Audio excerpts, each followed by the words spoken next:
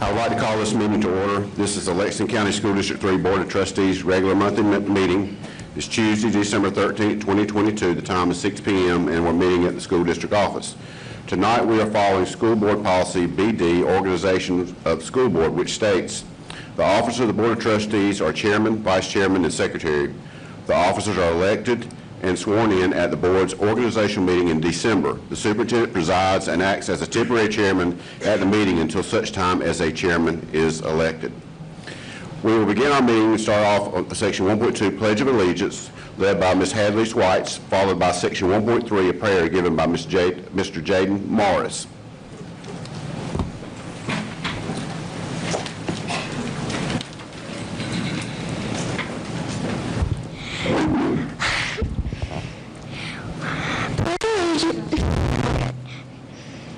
I pledge allegiance to the flag of the United States of America and to the republic for which it stands, one nation, under God, indivisible, with liberty and justice for all.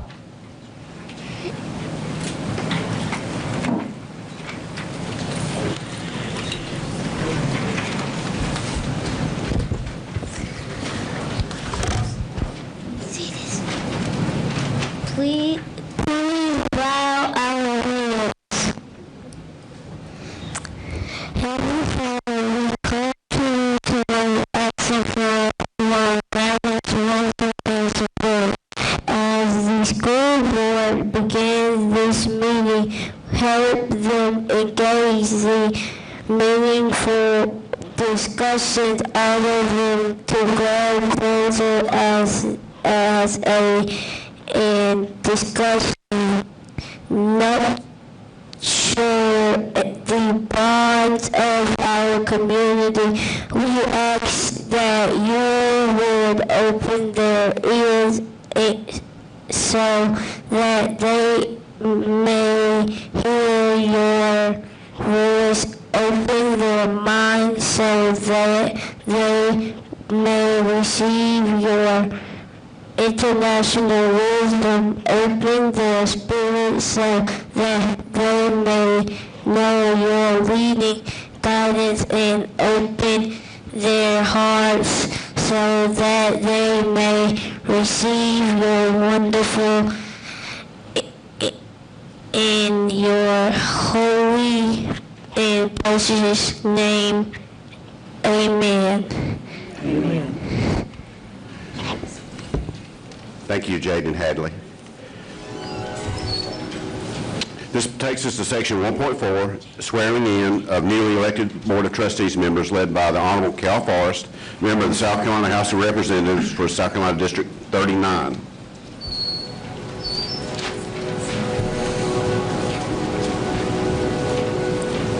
Would you like to do it from right here, Dr. Atkinson? Yeah. Okay. All right, board members, I reckon I was about to say Ms. Phillips, but Ms. Gunner, Ms. Baldnight, and Mr. Burgess, if you could stand up with me. Raise your right hand, please. I do solemnly swear that I am duly qualified. I do solemnly swear that I am duly qualified, according to the Constitution of this state, according to the Constitution of this state, to exercise the duties of the office to which I have been elected, to exercise the duties of the office to which I have been elected, and that I will, to the best of my ability, and that I will, to the best of my ability, discharge the duties thereof, discharge the duties thereof, and preserve, protect, and defend preserve, protect, and defend the Constitution of this state and of the United States. the Constitution of this state and of the United States. So help me God. So help me God. Congratulations, members. And I know that, well, all of y'all have been entrusted with a lot to be elected to a school board, and y'all know it better than anybody how many phone calls you get, because unlike me, I get calls about potholes, and y'all get calls about children, and that takes a big precedence. And y'all are, forming the future for everybody in Lexington District 3, all the kids that y'all are in charge of, and my prayers are with you. And I'll leave you with this. I did make the decision to run for the House several years ago, but I was told a long time ago by a wise fellow. He said, Cal, he said, never run for the country club board or a school board. He said that's the biggest pain in the rear end that you'll ever have. So God bless y'all for what y'all do, and thank you for serving like y'all do. I appreciate it. Thank you. Thank you, Representative Parrish, for being here tonight. This is always a special occasion to be able to swear in new board members, so thank you so much. And congratulations, Ms. Baltnight, Ms. Burgess, and Dr. Gunner. That brings us to section 1.5, approval of agenda. Board members, you were given the opportunity to review the agenda in your school board meeting packet. Do we have any objections to the agenda as presented? Hearing no objection, the agenda is approved as presented. Next is section 1.6, approval of minutes from the November 15th, 2022 regular school board meeting. Again, board members, you were given the opportunity to review the minutes in the November 15th meeting in your board packet. Do we have any objections to the meeting minutes as presented? Hearing no objection, the meeting minutes for November 15th are approved. Next, that brings us up to section 1.7, election of Board of Trustees officers. We will begin the election of school board with the election of school board chairman. Do we have a nomination for school board chairman? Dr. Atkinson, I would like to nominate Cheryl Burgess as school board chair. Thank you, Ms. Carey. Ms. Carey nominates Ms. Cheryl Burgess to serve as a school board chair. Do we have a second? I second. Ms. Baltnight seconds. Do we have any discussion? Having no discussion, all those in favor of electing Ms. Cheryl Burgess as the Board of Trustees Chair, please raise your right hand. Nomination passes unanimously. Congratulations, Madam Chair. Now, we are continuing to follow Board Policy BD, Organization of School Boards, so I happily pass the gavel to our new School Board Chair, Ms. Burgess. Thank you. We will now continue with election of Vice Chair. Madam Chairman, I'd like to nominate Frances Baltnight for Vice President. Thank you. We have a nomination for Ms. Frances Baltnight. Do I have a second? Second. Have a second. Any discussion? All those in favor, raise your right hand. Motion passes. Congratulations, Ms. Baltnight. Thank you. All right, we will move on. We now need a nomination for our secretary. Madam Chair, I make a motion to nominate Dr. Gary Ann Gunner as Secretary Treasurer. We have a motion to nominate Dr. Gary Ann Gunner as the secretary. Do I have a second? Second. I have a second. Any discussion? Hearing none, all those in favor, raise your right hand. Motion passes. Congratulations, Dr. Gunner.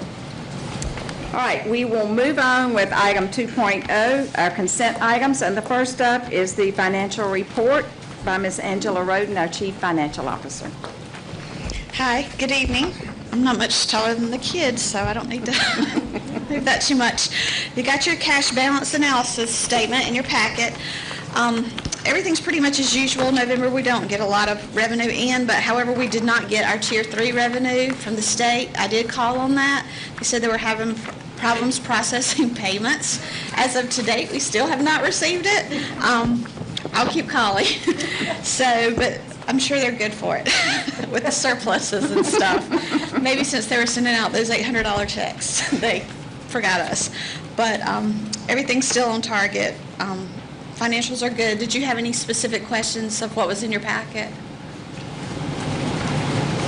Okay, thank you. Thank you, Ms. Roden.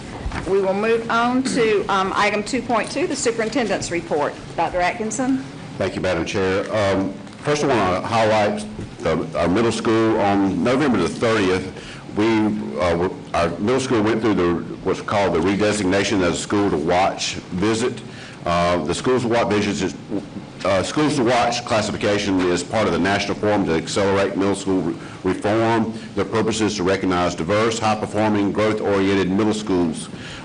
We had a team come in and did an extensive evaluation. There was an extensive application process. The team came in and observed classrooms, interviewed teachers, interviewed students, and interviewed parents as well. And we're excited that they were redesignated, and I just want to thank Shaw Clark, Roy Frick, and Brantley Bazart for all their hard work and leadership in this, and all congratulate and thank our entire middle school staff for a job well done. If you remember back in January of 2020, that was the initial designation as a school to watch, and then there's not that many schools to watch or middle school level in South Carolina. I think there are 31 out of quite a number of middle schools. So it is something to be celebrated, and congratulations. On November 29th, our high school JROTC hosted a flag retirement ceremony. They respectfully retired 154 United States flags. The ceremony that they went through has been used since 1937, when it was developed and promoted and passed by the 19th Convention of the American Legion. If you've never been to a flag retirement ceremony, it is quite awe-inspiring. It just leaves you speechless if you've never done that before. Our primary school, for the second year, all our students received new socks and new shoes. This is sponsored by the Lexington County nonprofit Soul Stepping. So they have usually around 30 volunteers. They come in, they measure all of our children's feet, they give them new socks and sit there with them until they pick out that just right shoe. I'd like to thank Merritt Bishop, who's our district social worker that helped organize this event. As I was talking to Merritt last week, she said that she had several students that, were talking to her after the event and said this is the first pair of new shoes they've ever had in their lifetime. It's just, it is quite something to behold, and again, we're just appreciative that they do that for our students at the primary school. We had two of our football players that were recently named All-State, Patrick Swigert and Corey Williams, so congratulations on that accomplishment. We had our construction meeting this morning. We always have a construction meeting on Tuesday morning. It usually goes over into the afternoon. But just kind of share a few things that we discussed this morning. With the new Cates Center, we had the final inspection scheduled for this Thursday, December 15th. We do expect a few items on the punch list. I don't think they'll leave us without giving us some homework, but we do expect this to go fairly smoothly. Over Christmas holidays, the construction crew will be removing the barricade or in the hallway that prevents anyone from going from the existing building into the new building. So that'll be coming down. Robbie, Damone, Joby, and all of our maintenance crews, they have already been working hard moving things over into the new building. All of our equipment, our welding, our welding booths and everything have already been installed in the new building for the inspection. So things are moving right along. Furniture's already in. Students will be attending class there in the Cape building on January the 4th. So it's really exciting. I know everybody can't wait to get in there and see how beautiful that building is. The Fine Arts building, admin building, we have an overhead inspection on December 21st. Now, overhead inspection is the last step before a final inspection. So, that it will be, forthcoming. Furniture is being delivered and installed January the 16th. We expect our final inspection somewhere in around the third week of January, and then we should be occupying that new addition with students and staff probably around the second week of February. Now, we also, through our bond referendum, we also are doing extensive remodeling to the high school. We did as much as we could do this past summer, but as soon as we move into the Fine Arts addition, we will start systematically moving around, and this will be quite an undertaking, but we'll be moving around hall by hall and doing as much as we can during school. So Ms. Bryant and her staff will be relocating those classrooms so that they can come in and begin the work so that it can all hopefully be completed this summer. So that's our timetable, is to be able to go around and then during the summer be able to finish everything on the inside. Otherwise, we would be possibly going into the next summer. So we're going to have to do some work and displace some people for a little while. The foundation, grading, and drainage work is being completed now for the new gym, the new primary school media center, and cafeteria and kitchen. So we hope to be coming up with pouring concrete and coming up with walls there fairly soon. The baseball field updates are on schedule. We met this morning, so our scheduled completion date is January 31st, and that is still holding. We are doing some work at the softball field press box. We are replacing the backstop net with the same major league backstop netting that the baseball team is getting, and we're looking at another option for the press box. We've gone through two, and we think we might have a better option now that we're exploring. So I'll update you with that just as soon as we get a little design there. The Fine Arts Center has been very busy over the last month. November 14th, we had the Elementary Veterans Day program and art show. December the 1st, we had the the band concert. December 5th, we had the chorus concert in the high school. December 8th, we had the third grade choral concert and art show from the elementary school. December 8th and 9th, we had this weekend we had the drama department production of Steel Magnolias, and on the 14th we had the primary school second grade choral concert, and on the 15th we have the middle school choral concert. So the building has been a revolving door of some wonderful performances. I hope you all have been able to view some of those. Last month I told you about the fresh fruit and vegetable grant. It was $50,550 that we received for the primary and elementary school. Within the last couple of weeks, we received another grant, a little bit smaller, but still, every little bit helps. This is a grant to purchase from local farmers. It's around $6,000, and it's earmarked just so that we can go to local farmers and purchase any produce or even beverages like milk or things like that we can provide to our students. So Sin Brothers, I don't know if you've seen their truck. I saw it actually this week. They do a lot of purchases from local farmers and then distribute that to restaurants and things. So this will be going through Sin Brothers, and it is a partnership with the Department of Agriculture and South Carolina Department of Education. We already pretty regularly purchase from Watsonia Farms, Rawls Farms, and in the House of Rayford. So this will help to expand that and continue to purchase from those farms as well. And that's all I have for tonight. All right, thank you, sir. Public participation, do we have any cards? Okay, no cards, and we will move on to item 4.0, which are our information items, and 4.1 is our annual audit report overview by Ms. Roden and Gabriella Davis, CPA partner of McGregor and Company.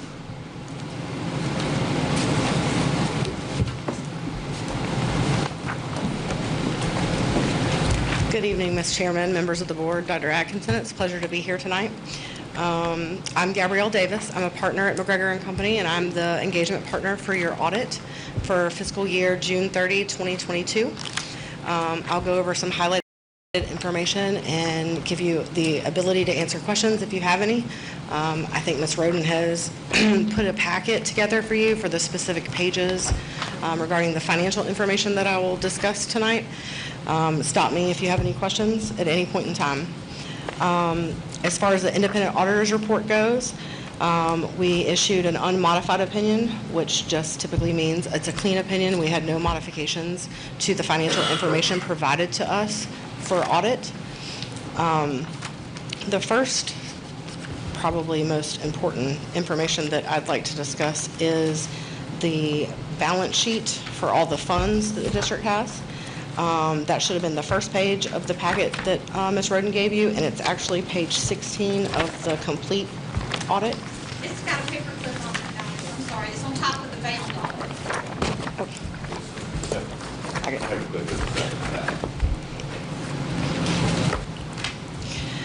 Okay, this is the balance sheet for all the funds, all the governmental funds of the district. So you have a general fund, special projects fund, EIA fund, food service, debt service, capital projects.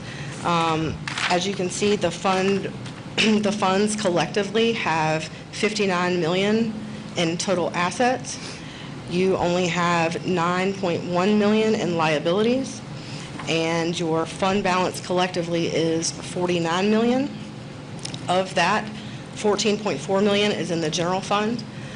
Please keep in mind that that is probably a little higher than normal, and that has a lot to do with the COVID funds that were received. So some of the general fund expenditures were allowable under those COVID grants that you received. So it's a little bit maybe askew from what's normal and what will be going forward after those funds run out.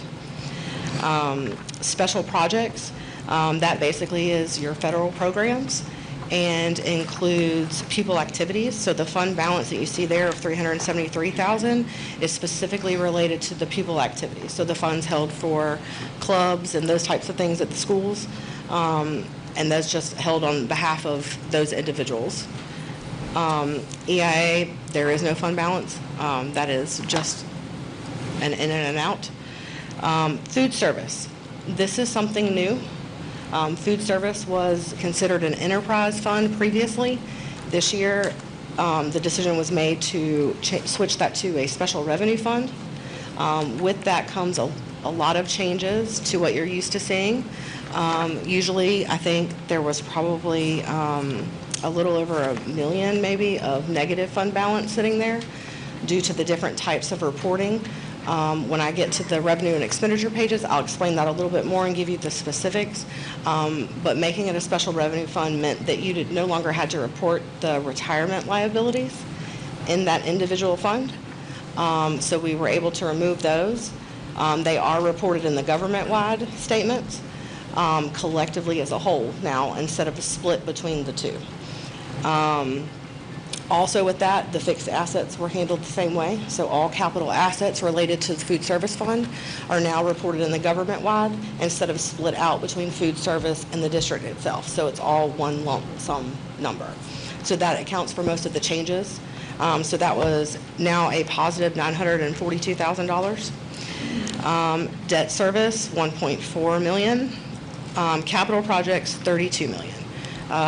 Capital projects has a fund balance that high because of the bond anticipation note that you received of $42 million during the fiscal year, which was subsequently paid off by the bond referendum after year end. I believe that was August 2022.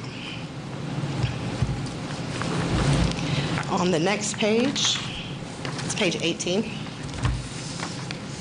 This is your statement of revenues, expenditures, and changes in fund balance related to those specific funds. Revenues of the district were $38 million. Expenditures were $46.7 million.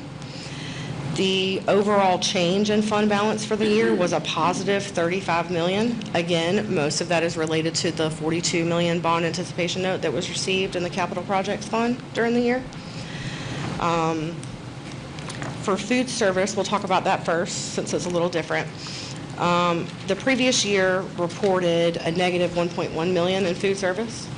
We had to do a prior period adjustment essentially for the changes that we made in reporting for food service. And that net change was $1.6 million in the other direction, which your opening fund balance essentially to start the year was $543,000 after that change was made, effective July 1. So that's how we ended up with a positive fund balance for food service in the special revenue funds. For your fiscal practices and budgetary conditions, the State Department requires you to have 8.33% or 1 month worth of expenditures in fund balance. That's how they monitor and evaluate districts on a state level. The required amount would have been $1.9 million. Y'all have $14.4 million.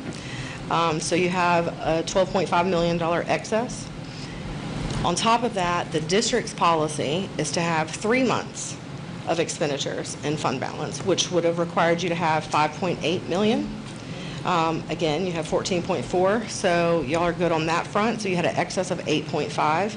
Again, keep in mind that a lot of that has to do with the COVID funds, and those being normal expenditures being allowed to be paid out of those federal dollars. The State Department also performs a risk assessment on every district. Their risk assessment has y'all listed as a low-risk auditee, and that has a lot to do with the fund balance fiscal practices evaluations that they do every year.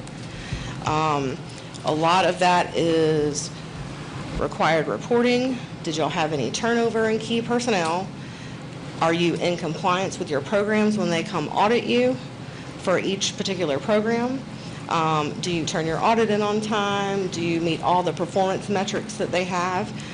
So you have a risk score of 10, which they issued in April of 2022 based on fiscal year 2021's audit. They don't get to those as quickly as they should probably. But the higher the score, the higher the risk. So a low score is where you want to be, and you were at a 10, which is pretty standard for your district. That's about where y'all are every year. Keep in mind that the balance sheet and the statement of revenues, expenditures, and changes in fund balance are just a snapshot in time. So the fund balance is as of June 30, 2022, and the revenue and expenditure statements that we discussed and the changes in all of those items are specifically July 1 through June 30 only.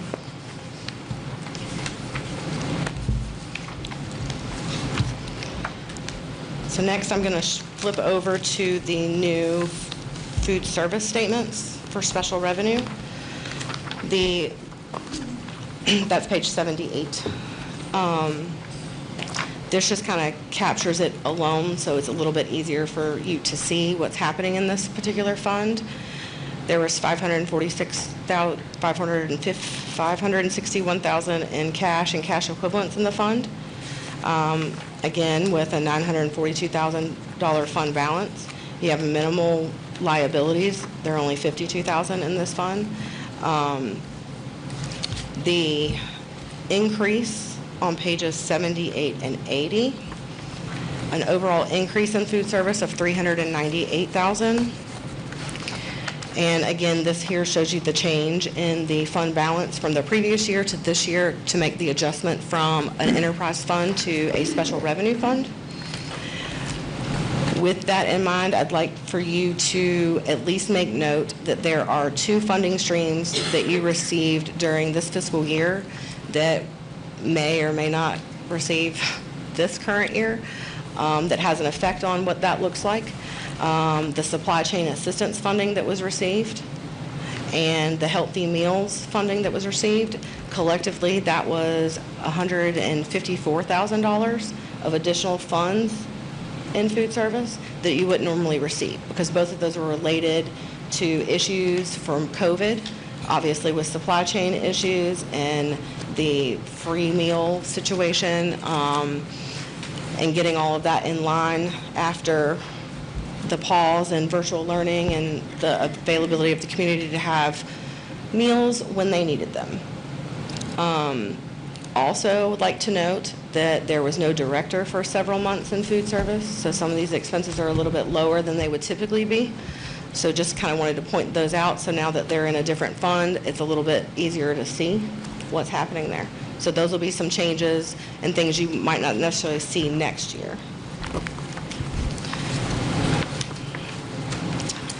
I'm going to flip over to page 88 and 89. This is the schedule of expenditures of federal awards. Collectively, the district expended $6.9 million of federal dollars over their various programs, including food service. In the current fiscal year, the two major programs that we had to select were Title I and obviously the ESSER funds, the COVID funds. You received $3.2 million in COVID funds. Keep in mind that, again, those are covering some of those expenditures that the general fund would normally pick up. It also has some construction funds in there that are allowable under the ESSER funds. And at some point, those will run out as they keep extending some of these. It's kind of iffy. I think 2024 is currently when those funds are available through. I do believe the state may be working on a waiver to see if they can extend that a little bit. I'm not sure where that sits at the moment, but that's a possibility. But that's almost half of the federal funds that the district receives, so it was worthy of making note of those funds and how those are being spent. Those will be audited every year while they exist. The federal government has earmarked those as high risk. We don't have a choice. So just that'll continue as long as those funds are being expended through the end of those grant years. So I'm going to talk about the other two reports that we issue as auditors.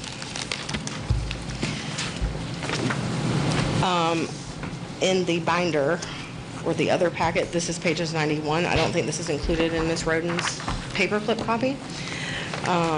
This is the independent auditor's report on controls over financial reporting and compliance in accordance with government auditing standards.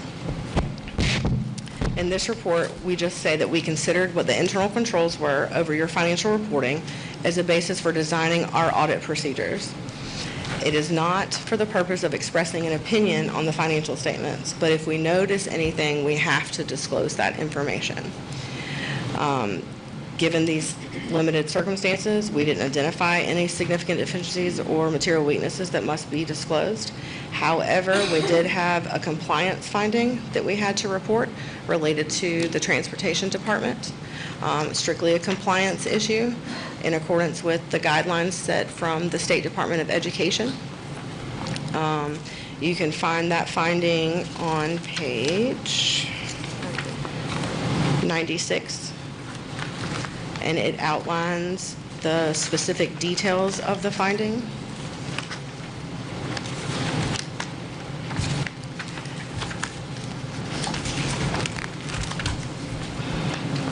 On page 93, we also issue a report regarding major programs. Again, those major programs were Title I and ESSER funds. So this reporting and this letter are specific to those programs and the federal and state compliance related to those programs. We did not find any issues with the compliance requirements as outlined and tested by us during the audit. As an overview of the single audit section and the government auditing standards section on page 95 is basically a summary of everything I just went over. The financial statements were issued an unmodified opinion. There were no material weaknesses and no significant deficiencies reported relating to financial reporting in the financial statements. However, there was non-compliance that was reported related to the finding and with the Transportation Department. For federal programs, there was no material weaknesses, no significant deficiencies reported, and we issued an unmodified opinion on those federal programs as well. It outlines the assistant listing number and the federal program that we audited as major programs. The threshold was $750,000, which is the dollar amount in which we had to evaluate each federal program to determine which two were major programs, and that you qualify as a low-risk auditee. And that is not the same as the risk assessment that I discussed earlier regarding the State Department. That is specific to our single audit guidance and how we have to select that.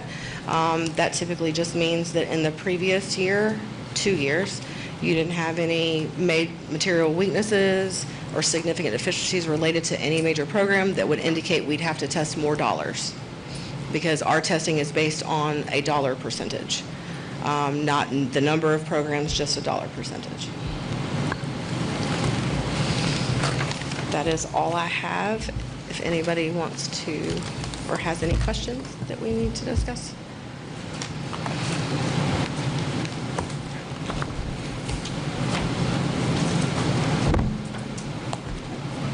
Any questions? No questions? All right, thank you so much for that report.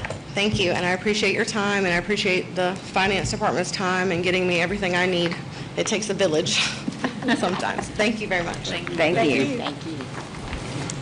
All right, at this time, we will move on to section 4.2, the 2021-2022 standardized test overview with Jeff Potts. Good evening, Madam Chair, members of the board. As you may remember, earlier this fall, I shared with you a presentation so that we could look at student performance through the eyes of our MAP data.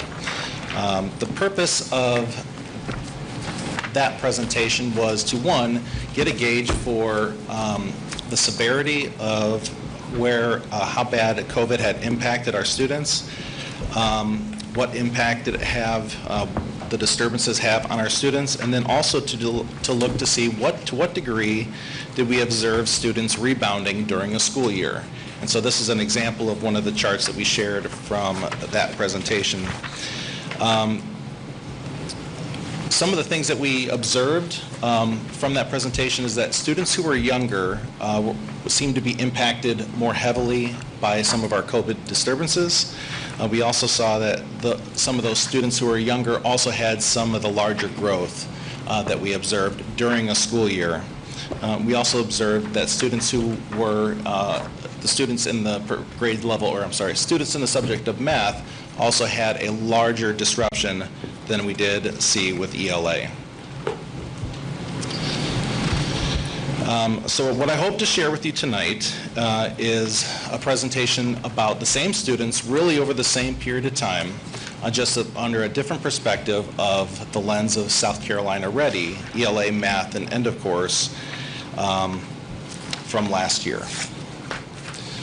Before I do that, I just want to make sure that everybody in the room understands what SC Ready scores look like.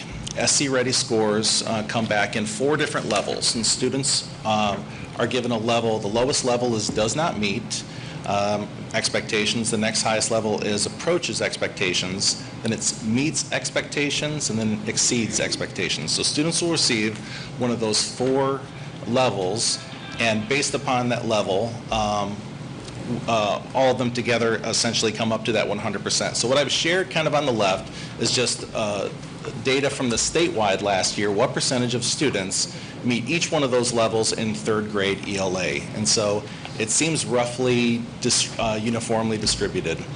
The chart on the right is essentially a chart that means almost exactly the same thing, but instead of looking at all 4 of those levels individually, it's collapsing the students who are in meets and exceeds together, the blue and the green from the left side, adding them together and putting them in one place. So what I'm going to do is I'm going to share information that looks more like the chart on the right than on the left. I think it's going to be easier for all of us to digest the percent of students that meet or exceed expectations than each one of those individually. So I just wanted to share that with you before we kind of move forward. So what I want to do is I want to give an idea of what have students grown this last year when we look at their SC Ready ELA. So it's a similar question that we looked at with MAP. And so I'm sharing with you a chart that wasn't in your packet, but it's really a comparison of the students in Lexington 3 in 2021 versus 2022 by each grade level. And this is the percentage of students that meet that state standard. So that's the meets and exceeds combined. And so we saw some scores in 2021 that we really weren't happy about, but what we've seen in really every single grade level across the district, nearly every single grade levels, we're seeing within grade level students are performing. So you're seeing the purple in 2022 looking higher than 2021. But you can also track these students in cohorts, looking at, say, for example, our 3rd grade cohort in 2021, which was 18%.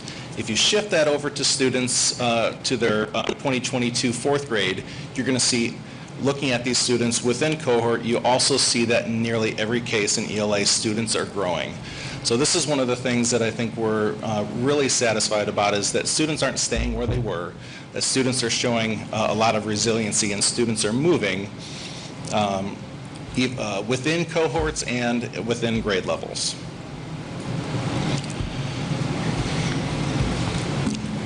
The next slide shows the percentage of students that are scoring MET or higher in Lexington 3 within grade levels versus South Carolina.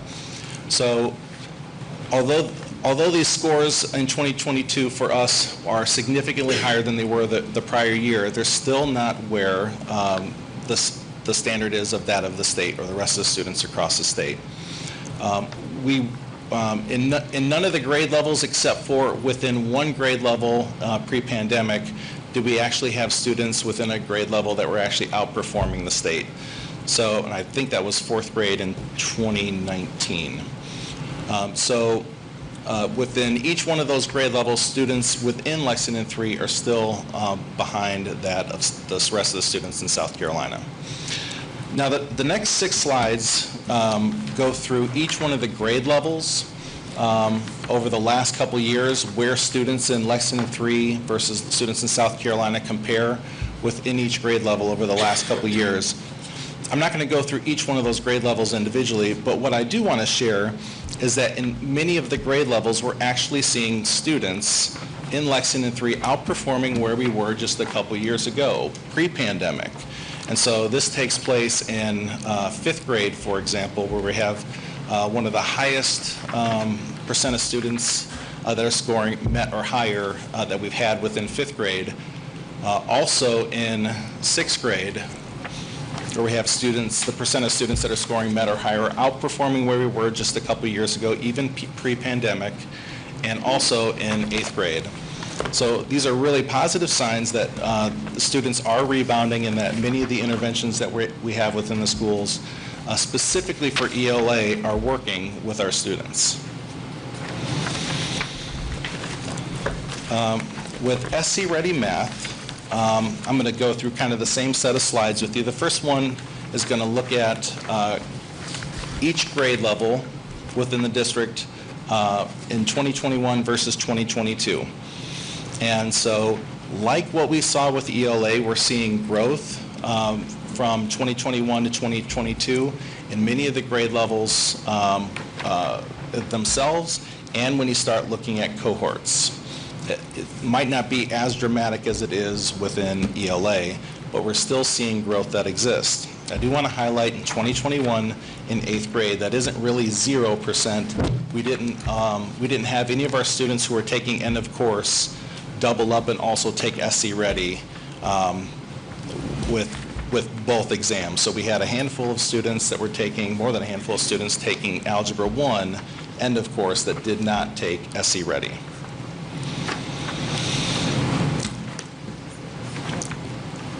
Also, when we look at students in Lexington 3 now versus South Carolina in the area of math across our grade levels, pre-pandemic, really all of our grade levels, or all of our elementary school grade levels were outperforming that of the state. This year, 3rd grade still outperformed that of the state. The rest of the grade levels are falling behind that of the state. But as we saw, they're still improving from where they were just the year prior. Again, the handful of slides that I'll share with you that show some of the trends that existed within each grade level pre-pandemic and post-pandemic, so you can get an idea of what that looks like. Similar to ELA, we're seeing growth that exists in 22 compared to 2021. But we don't see in many cases that 22 score in math is at the level it was prior to the pandemic, at least across many of our grade levels as it was in ELA. I did have somebody come up to me the other day and ask me a question about individual student growth. Is there a way that we can tell what percentage of our students are growing at least a full grade level or beyond from 2021 to 2022. So what I did is I just took a look at all the students who were here from one year to the next, the last 2 years, 3rd to 4th grade, 4th to 5th grade, 5th to 6th grade, and I asked the question, what percentage of them grew to the same percentile rank on SC Ready that they were the year prior or beyond? And so what we're seeing is that well over half of our students in ELA and math are growing beyond that of a year's growth on SC Ready. That's the state standard. And so that's a really positive sign. And we have some grade level on subject levels that are really outperforming what we would expect to happen, at least of that of the state.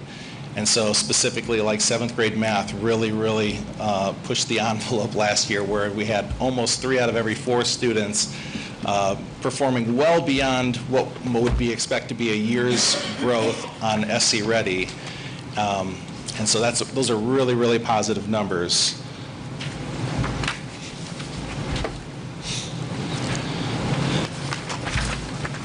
In a couple of I'm going to share some information about our end of course exams. Over the last couple of years, I'm going to share with you some of the last couple of years, Lexington 3 versus South Carolina. And so one of the things that you're going to notice, especially with Algebra 1, is we have a really big dip in 21, and then we're improving some in 22. We have in English 1 or English 2, we've had really the pandemic kind of split what was the old test for English 1 and kind of moved towards what is now English 2. And we have, like we saw in the grade levels from 3 through 8, our students in Lexington 3 are just under that of the state in English 2 the last 2 years. But we are catching ground on that of the state in 22. Biology is, we have Really 21, we had a lot of students that didn't perform nearly as well as we had in years past, but we are actually outperforming the state as we were pre-pandemic in 22. And U.S. history, we have really what is a brand new set of standards and assessment that we're looking at. So I think our staff, our students are really starting to jump into some of the focuses on U.S. history. So this is just what I would consider a high-level overview of some of our standardized testing, at least SC Ready ELA math and end of course. Just to share with you, I think some ideas of where we could potentially go in the future. We could look at breaking these down in terms of student subgroups. We could also look at some individual assessments and help to share information about some of our special populations, such as our multilingual learners. And so this is a direction that we could go potentially in the future. Any questions on this? You had a couple slides in there that we don't have in our packet. Yep. Could we get copies Sure. of those? I have one question, and with regards to the new report cards that are going to be coming out. I attended a webinar, and there was a comment made there that there was going to be a way that you could track growth to individually attach that to a program to see if that program is effective. Is that something that we will be able to do and will be beneficial to us? We're going to be able to do that. I think one of Okay. the harder parts maybe in a district this size is being able to attribute, some of the specific programs. Right. Pulling it, what's nice about a program like that is it helps to not just pull in information from the outside too, so it helps to show how programs are working in other places, and I think the idea is to figure out as a whole how programs are working within the state. So Good, so hopefully that'll be something positive that Yeah. comes out of the report cards, yeah. I do have one question too. Ms. Bachman. As you pointed out, math scores weren't quite what the English language arts scores were, but hopefully that'll flip because typically our math scores are higher than our English language arts. But in looking at them, I noticed, and I know you did the MET and above, but just looking at those who scored below MET, we had anywhere from 49% on up to 86% scoring less than that. And my question is, well, what are our efforts to improve student achievement? What are we doing? Yeah, in math in particular, I know one of the things that we're working on is through our RTI system, adding in more opportunities for students to receive extra assistance in math. I think early on in COVID, I think one of the focuses was let's really hit hard linguistically, and I think that shows efforts. With the growth that we've seen in ELA. We've also added in at the middle school an interventionist to help students specifically with math. I know with the students that she's working with, she's having to really jump in and do basic skills with a lot of the students, or what I would consider basic skills. I think just the disruption within the pandemic has really hurt math skills a lot. Math isn't a type of subject where you really have cumulative costs to it. So what we learn today, we use tomorrow when we are performing operations. So those are a few things that I'm aware of that we're doing. One other thing I want to mention is last year, our truancy rate had doubled as we came back face to face, and Greg he's probably spent as much time in court as someone that's been charged with a crime. So he's there with them in bringing these, trying to make sure we get these students back in school. So, when you double your chronic truancy rate, it's hard to learn when you're not here. So that's a big factor too. And I assume similar efforts are being made in English language arts also to improve student achievement. Yes. Yeah. The middle school interventionists that are working with math, there's one reading and one math, is that correct? That's correct. One just doesn't hardly seem enough because we got so many kids that are far behind.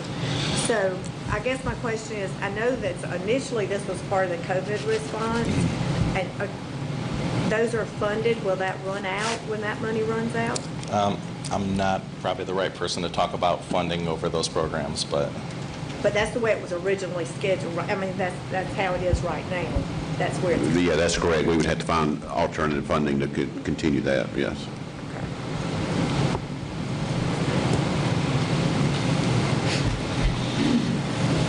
Any other questions? Thank you, Mr. Potts. thank you. Now, we will move on to section 4.3. School board member continuing education, SBA Legislative Advocacy Conference and Delegate Assembly held December 3rd and 4th that the Board of Trustees attended. So I will take any comments, any thoughts? You were going to speak, I was going to speak. Would you, yeah. I'll start, I guess. This is always what I consider the best conference to go to for local issues, statewide issues, because the best part of it is when board members are given the opportunities to line up at the microphones and address questions to the legislators that were there. And just to give you a real quick rundown of the legislators that were there, it was the Honorable Case Pertain, House Education and Public Works Committee, the Honorable Chandra Dillard, House Ways and Means Committee, the Honorable Brad Hutto, Senate Minority Leader, Senate Education Committee, and our very own Katrina Fry-Sheely. And so many of the questions that came up to the microphones are also the issues that affect us. It was Act 388, phones, social media, Office of School Facilities, everything that also affects us.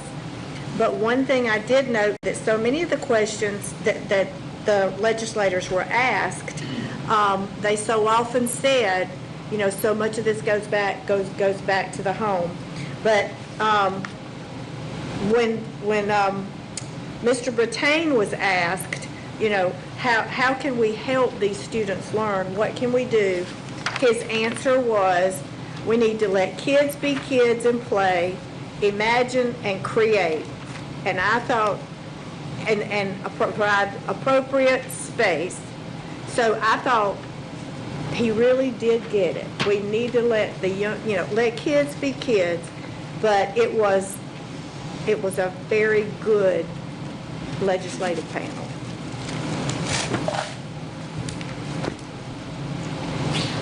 A federal legislative update was a general session where we received an overview on federal K-12 education legislative issues. House priorities include school choice, parental rights and transparency, free speech, and support for gifted and talented students. Possible compromise areas are career and technology education, disability policy, pre-kindergarten, teacher recruitment. And oversight issues are COVID money, Title IX, charter school rule, or charter school rule, excuse me. And we were informed that much focus will be placed on higher education.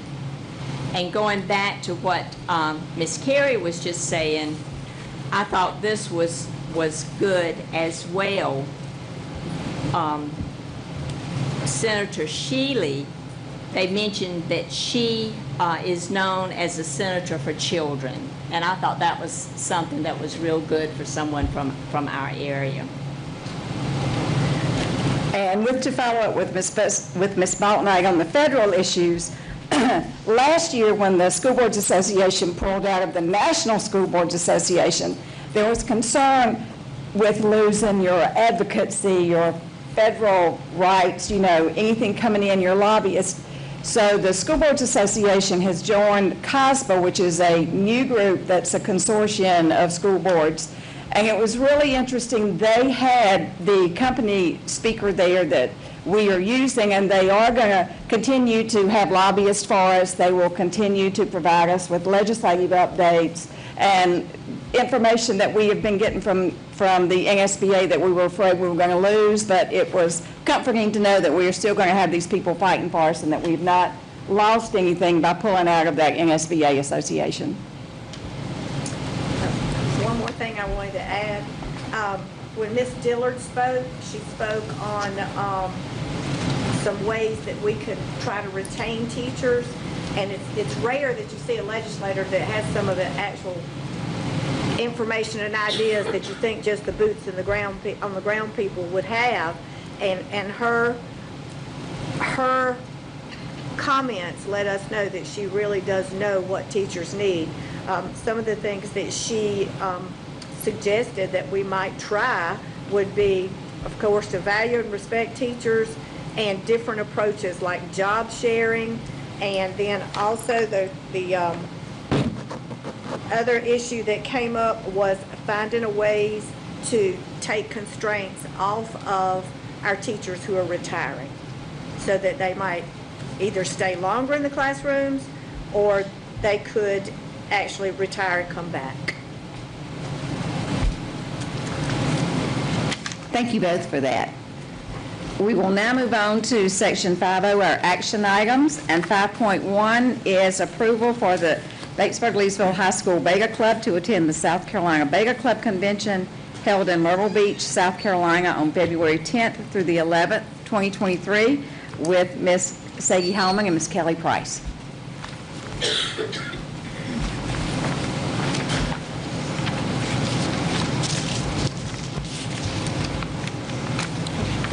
Good evening, everybody. Thank you for having us. We would like to respectfully request that we be given permission to attend the South Carolina Beta Club Convention this year in Myrtle Beach, as it has been for some time. I believe this will be our 11th year attending the convention. It's something that our students really love. I think we have 32 signed up this time to compete on site. They are still allowing, I think, as many conventions and similar events for hybrid and virtual competitions as well. So we could even have students participate that did not want to physically attend. So they're allowing for that as well.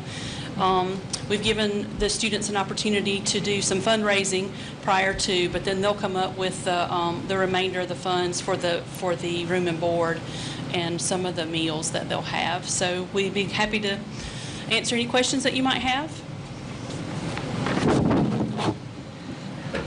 Madam Chair, I'll make a motion that we give approval for the Batesburg-Leesville High School Beta Club to attend the South Carolina Beta Club Convention held in Myrtle Beach, South Carolina on February 10th and 11th, 2023. All right, we have a motion to give approval to the Batesburg-Leesville High School Beta Club to attend the South Carolina Beta Club Convention in Myrtle Beach on February the 10th through the 11th of 2023. Do I have a second? I second. Second by Ms. Baltnick. Any discussion? Hearing none, all those in favor, raise your right hand. Motion passes unanimously. Thank you. Thank you. Next is item 5.2, the second reading of the Lexington School District 3 2023-2024 school calendar with Ms. Mackenzie Taylor and Angie Rye. Good evening, Madam Chair and fellow board members. Ms. Rye and I are back here this evening seeking second reading approval of the 2023-2024 calendar that we presented at last month's meeting, and you guys have that calendar in your packets, and there have been no changes since last month. All right, board members, we have this with no changes. Any questions, any discussion? One thing I just looked at was Good Friday is on the 29th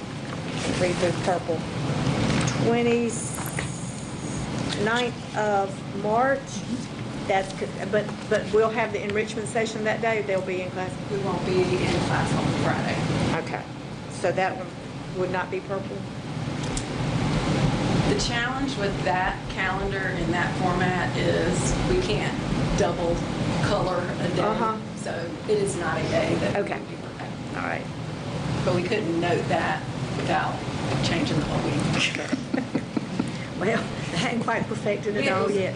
We don't love that format. The format that Mackenzie included in your packet that Jim Mitchell creates is a much easier to read format. I did see, and would that have been noted on that one? Because I didn't check that date. It would not, but it was not noted in that because it was an enrichment break, but when staff members receive their work calendars, workday calendars from our finance and payroll departments, it's noted on that. And the parents will get that information as well. Yes, and I'll just mention to you, we don't have it ready yet. Right. But we are working on a menu that we hope to get out by the end of January to parents, so they'll know what we're offering in the summer as well as during those enrichment breaks, because we realize for staffing purposes, we're going to need to do some pre-registration, but we also want for folks to get excited about what we're going to be offering, because we're not just offering the academic assistance piece. And for those folks who may have some child care challenges, we want them to have that information well in advance of the actual dates.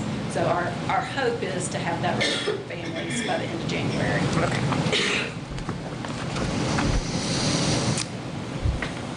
Any other questions or comments? Thank you, ladies. All right. So, do I have a motion? Madam Chair, I make a motion for second reading approval of the Lexington School District 3 2023-2024 school calendar as presented.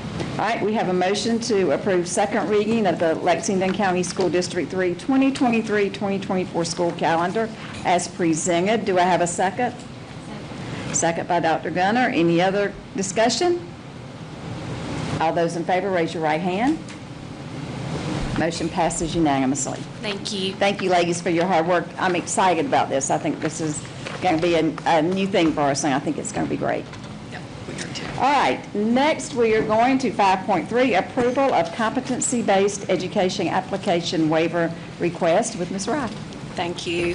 I mentioned this to you last month, and we're excited about this opportunity as well. We've been in several conversation groups with the State Department of Education, and they've had waiver requests now for quite a few years, but this is being offered to districts and an opportunity to help specifically districts who are trying to implement personalized learning. And as you know, we've been doing that quite a few years now. Actually, I went back and looked. Since 2017, we've been partners with the Office of Personalized Learning at the State Department of Education.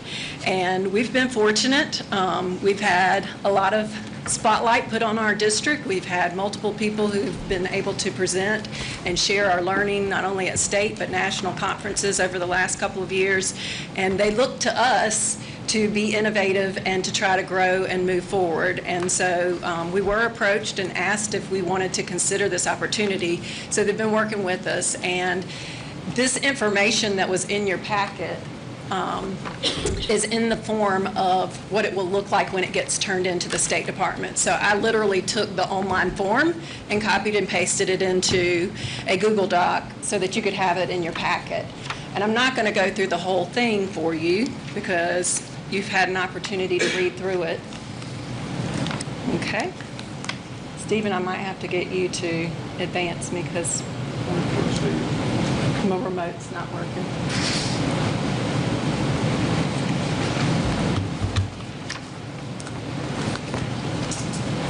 Can you go to the next slide?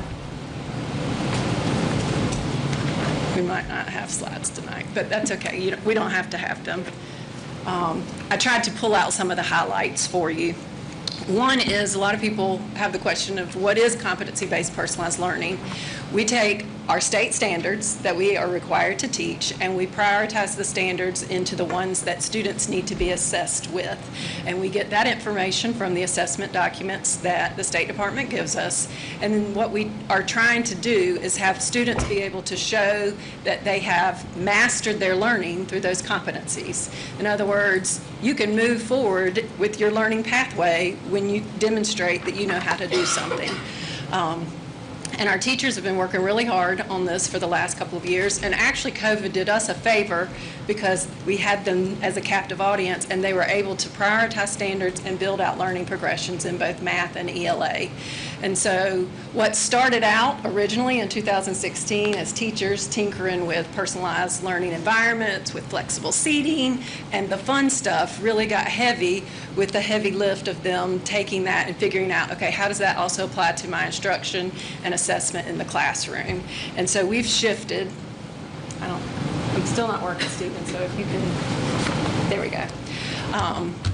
And we have a vision for what that looks like in our district. And specifically related to this waiver request, we want that to look like students not having to have seat time. At the high school level, in order for them to get a unit of credit, they have to have 120 hours of seat time in the classroom. And that may or may not mean that they have mastery of the learning. It just means that they were there and they were able to earn a passing grade. So our waiver request focuses around requesting flexibility from seat time, and I'll go a little bit more into that into detail.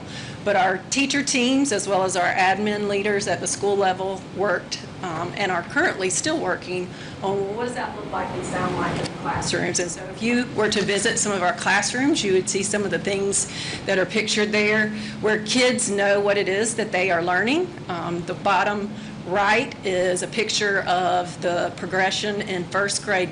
I think that says math.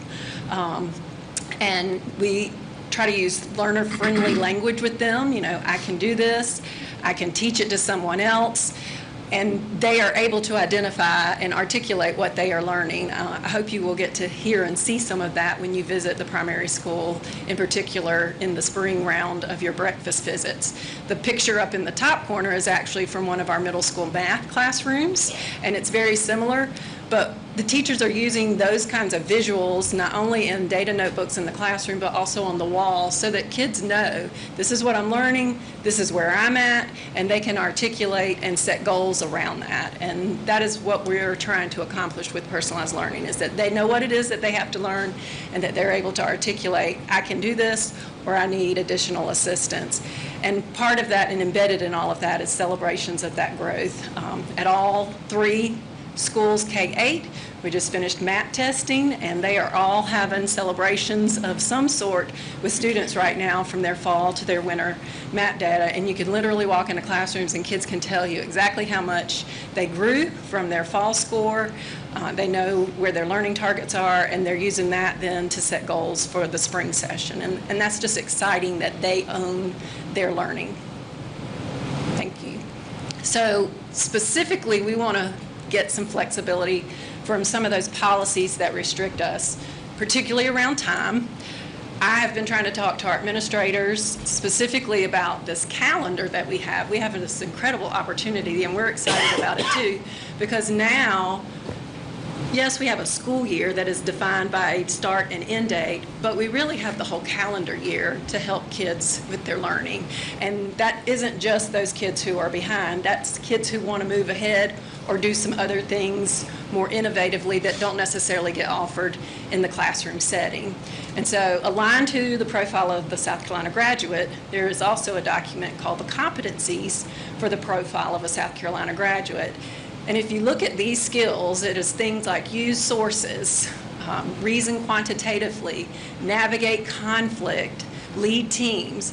Those are all skills that all of you use every day, whether you're at work, whether you're at church, whether you're, walking through the neighborhood and you see your neighbor out in the yard.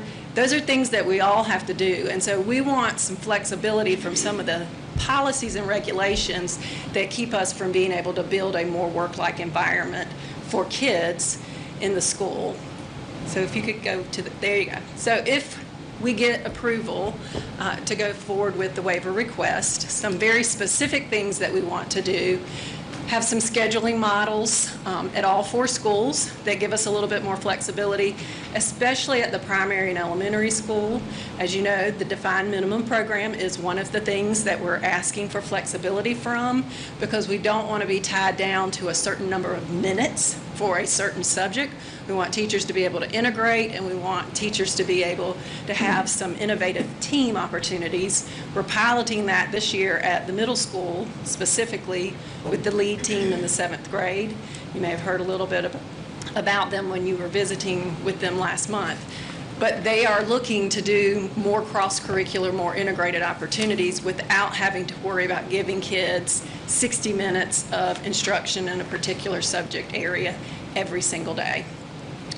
We're also specifically looking to do some innovative things with CTE.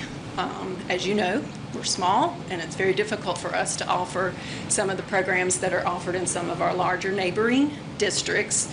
And not that we would necessarily offer those programs in their entirety, but if we can get flexibility from some of the certification requirements, then we can offer students opportunities to work with people in the community who have credentials in those areas.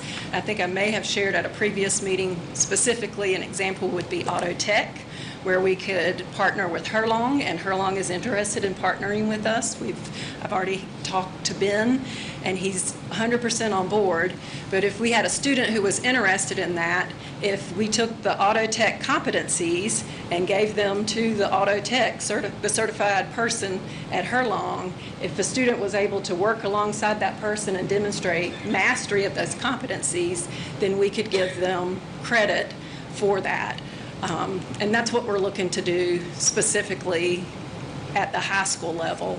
At the K-8 level, it's more about time requirements. Summer Reading Camp has a time requirement, so that is specifically mentioned in our application as well. It's a 96-hour time requirement, but if students can demonstrate mastery without having to have full 96 hours, we want that flexibility, and we also want the flexibility to build in some of those hours during the school year, during our enrichment sessions, as opposed to having to have kids come for 4 to 6 weeks during the summer. That's a really long time for most K through 3rd grade kids to endure a summer program. If you could go one more. And so I'll just leave you with this and then answer any questions. We, this summer, kind of set that our vision as a district for competency-based personalized learning is to empower our learners so that they can set goals for their learning that engage and demonstrate mastery at a pace that fits their need with rigor and support.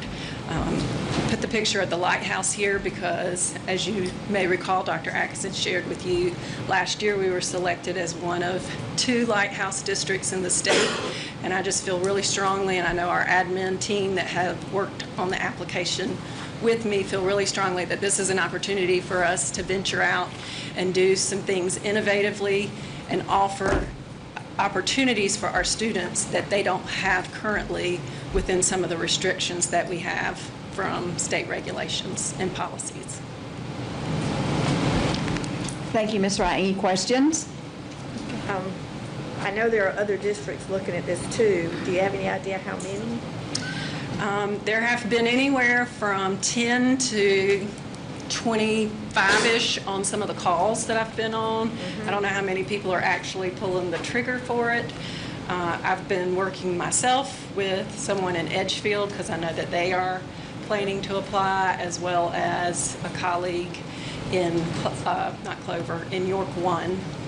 They are also looking to apply, and we've kind of been sharing our applications and stealing ideas from one another. But I couldn't give you any other specific number. I was just thinking that, I wonder if there'll be a trend that really catches on for those districts that see it work. I think it will be, this is part of a proviso that was only for 1 year. And I may have shared this, but if I didn't, I'll make sure to clarify. The proviso itself only allows for you to apply for the waiver for the 1 year. It would have to be renewed for additional districts to get on board after this school year. But we have 5 years to implement all the things in our application, so we're not restricted to a single year of implementation. When is this application due? They haven't given us an official deadline. We've been verbally told January. I'm working very closely with Stephanie DeStasio at the State Department. She is the Director of Office of Personalized Learning, and I think if she can she's read our application, she's given me some feedback. She has one more meeting tomorrow with Sarah Longshore, who is kind of over the federal accountability stuff, just to make sure that nothing we're asking for is a no-go. And then if everything is approved tonight, as well as after that conversation, we'll submit, and it will actually go before the State Board of Education for approval, hopefully at the January meeting. Okay, I was going to ask when. But I will keep you posted. Okay. And for the proviso to be renewed, The chances of that might be what? Well, Miss Carey, you just attended the legislative delegation That's what I was conference. asking. They've got a What lot do on you their think? plate. I don't know. I don't know. I would have said very, very high, except we have a change in state superintendent of education, so now I'm not as confident in that. I know the previous administration was very supportive of this model, and I'm not saying the new one isn't, we just don't know yet. Right.